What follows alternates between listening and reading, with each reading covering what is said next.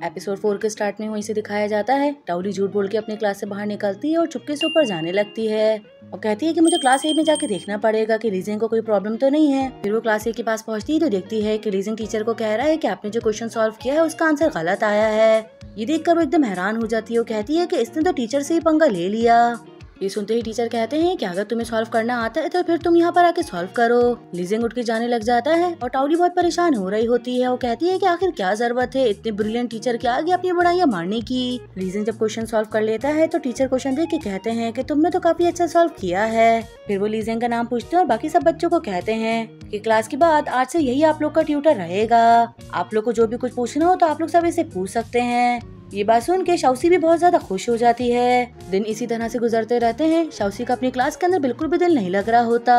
वो पूरा time teacher से झूठ बोल के क्लास ए में चले जाती है और चुपके से लीजिंग को पढ़ाते हुए देखने लगती है। वो हर रोज इसी तरह से कर रही होती है और शाउसी और भी ज्यादा लीजिंग के प्यार में गिरती जाती है। यहाँ तक कि अगर कभी क्लास के बाहर से लीजिंग उसको जाता हुआ नजर आ जाए तो वो आसरा भी नहीं करती, वहीं से इशारेबाजी करने लगती है। फिर वहीं हमें घर का सीन दिखाया जाता है। घर पे वो सभी लोगों को कह देती है कि आज से खाना निकालने के लिए हम दूसरी चॉपस्टिक का इस्तेमाल करेंगे। डैडी उससे वजह पूछते हैं तो शाउसी कहती है ताकि दूसरे लोगों को हमारे साथ खाना खाते हुए जरा भी अनकंफर्टेबल फील ना हो। ये सुनते ही मॉम उसकी बात को समझ जाती हैं कि वो ऐसा क्यों कर रही है। साथ ही लीजिंग भी उसको देख के मुस्कुराने लगता है।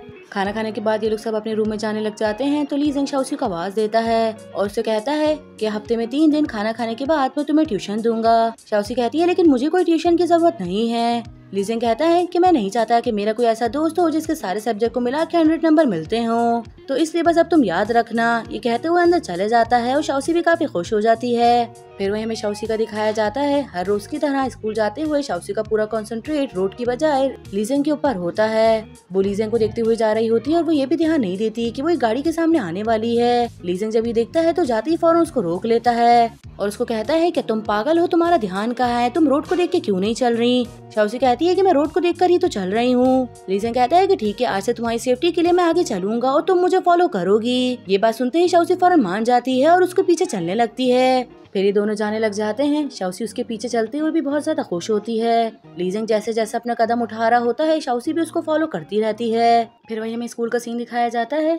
एक बहुत ही क्यूट सी लड़की शाउसी को लव लेटर देती है। शाउसी ये देख के काफी हैरान होती है और कहती है कि मैं इसको कैसे बताऊं कि भले ही सब मुझे भाई कहते हैं मगर मैं लड़का नहीं हूँ। फिर वहीं हमें स्कूल से वापसी का दिखाया जाता है। ये लोग वापसी आ रहे होते हैं कि अचानक से बारिश स्टार्ट हो जाती है। बारिश स्टार्ट होने की वजह से ये लोग एक साइड में आके खड़े हो जाते हैं। शाउसी जब देखती है कि लीजिंग का कोट गीला हो गया है, ये देख के वो उसके कोट को साफ करने लग जाती है। वो जिस तरह कर रही होती है तो लीजिंग उसको देख रहा होता है। जैसे शाउसी उसकी तरफ देखती है तो उसके हाथ में टिश्यू दे देती है। वो कहती है कि अच्छा तुम खुद ही साफ कर लो।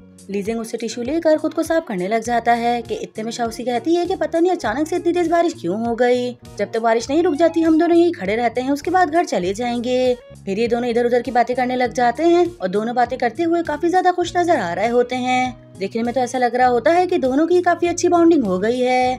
फिर रात होते ही लीजिंग शाउसी को पढ़ाने लग जाता है लेकिन शाउसी जरा भी ध्यान नहीं लगा रही होती।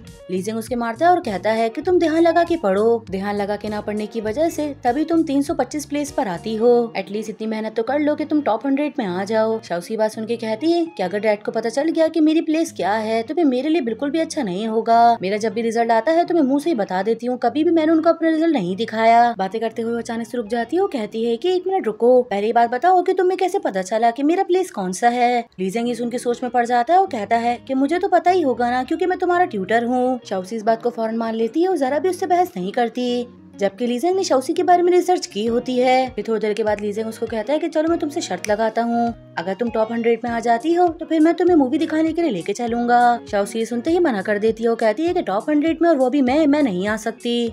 लीजिंग उसको कहता है कि मुझे यकीन है कि तुम कर लोगी। शाउसी ये बात सुनते ही खुश हो जाती है। वो कहती है कि तुम्हें मुझ पे इतना भरोसा है। लीजिंग ये सुनते ही कहता है कि मुझे तुम पे नहीं बल्कि अपनी ट्यूशन के स्किल पे ज्यादा भरोसा है।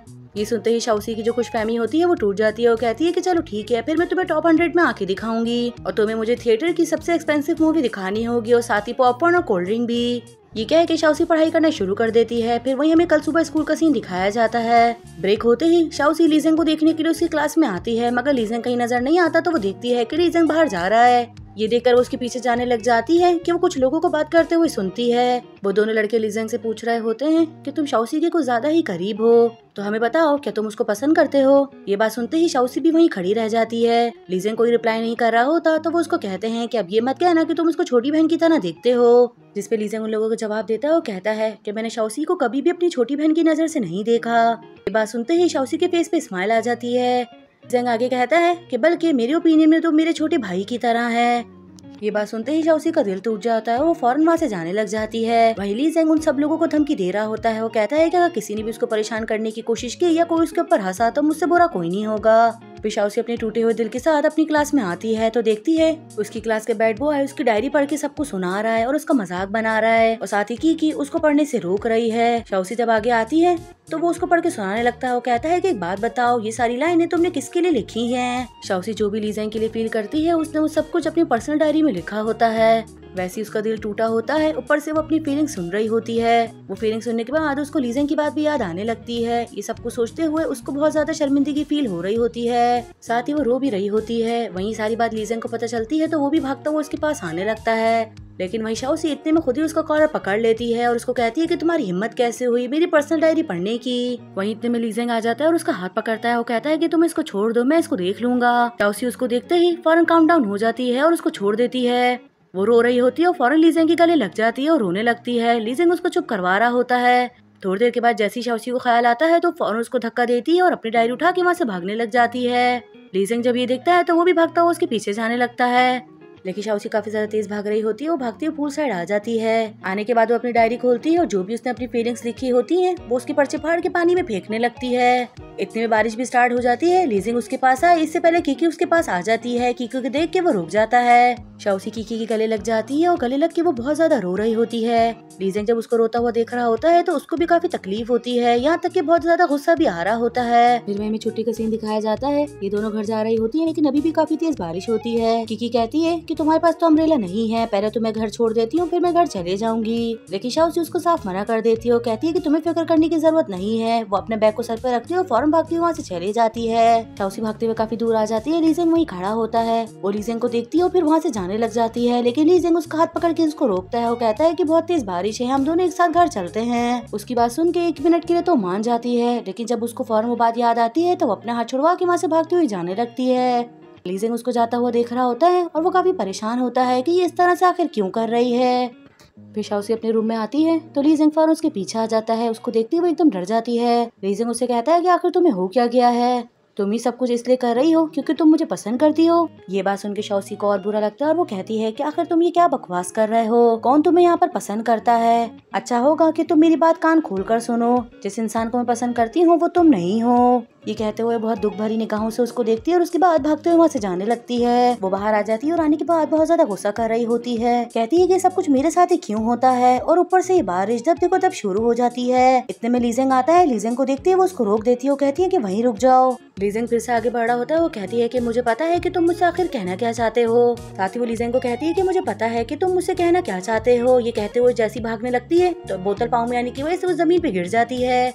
वो काफी एम्बेरस हो रही होती है। लीजिंग उसको हाथ देता है लेकिन वो लीजिंग का हाथ नहीं लेती और कहती है कि मेरा लक इतना बुरा क्यों है। ये जोर से चीखती हुई वहाँ से चले जाती है। फिर वहीं में नेक्स्ट डे का दिखाया जाता है। आशा उसी खुद ही अकेले स्कूल आ जाती है और वो खुद को यही कह रही होती है कुछ भी हो जाए तुम्हें लीजिंग के साथ नहीं आना, और अगर वो सामने से तुम्हारे पास आए तो तुम उसको इग्नोर कर देना। लीजिंग भी उसका बिहेवियर देख रहा होता है और वो भी उसको इग्नोर करने लगता है। वहीं कीकी शाओसी को समझाती है और कहती है कि हर तरफ तुम दोनों की बातें फैली हुई हैं, तुम र्यूमर से बचना चाहती हो तो अच्छा होगा तुम जिन को फोर्स करो और उसको कहो कि वो कुछ टाइम के लिए तुम्हारा बॉयफ्रेंड बनने का नाटक करे।